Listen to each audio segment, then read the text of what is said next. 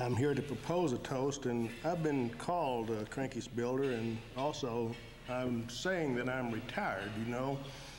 That sounds better than going broke because you couldn't sell houses. I was a spec builder and built about 200 houses during my career. Now give me some advice. When you build on speculation, always build a house you wouldn't mind living in case it doesn't sell. I think there's some spec builders out there.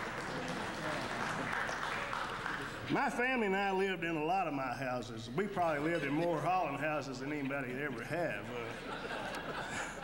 I think we lived in about 200. I couldn't afford any of them. Took me a long time to learn this about the spec building business, but I'll share it with you. The fewer houses you build, the less money you will lose. At times, my house inventory increased to 8, 9, even 10 houses. They just sat there with the interest running day after day, month after month, until they began to have birthdays. I was sometimes embarrassed by my lack of house sales, so I glossed it over by saying I was a house collector. It was an expensive hobby. This is an old truism. I'm sure you've heard this before, but it sums up the point there. To make $1 million in spec building, start with $2 million.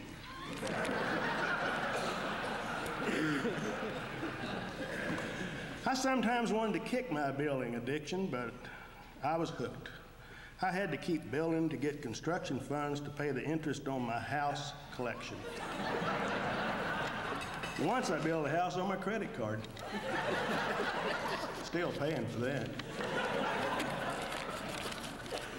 It finally got so bad with houses piling up and no buyers that I came up with an idea that I thought might work. I went to my banker and said, just give me all the funds, the construction funds up front, and I'll take the money and go to Las Vegas where the odds are better. And I'll take you with me. He wouldn't go for it. Well, I enjoyed building, and I'd still be at it if I didn't have to sell the houses. Working with the suppliers, the subs, and the craftsmen was a joy.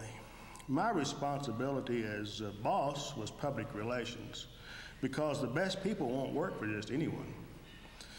I had to think of ways to entertain the troops to keep them on the job.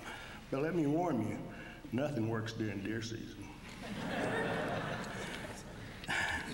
I gave them beer and donuts, and I told jokes. If you think sailors have foul mouths, you've never been around a building site. But I never had a better audience, as long as I wrote the check. I see some of those suppliers and subs out there tonight. It bothers me to see those bricks on the table. Guys, stay back, keep calm. Don't rush the stage. The check's in the mail.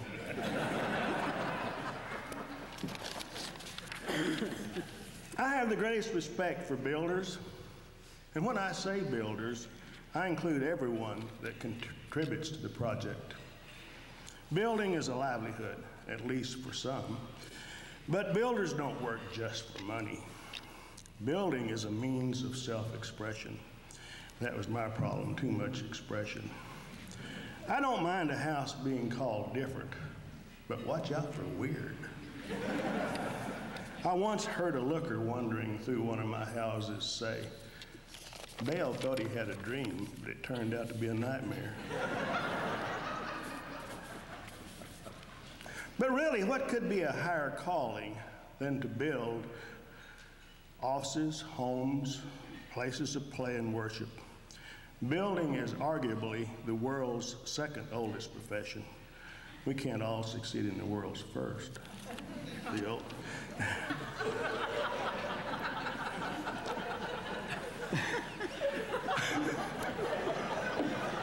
I wish I could.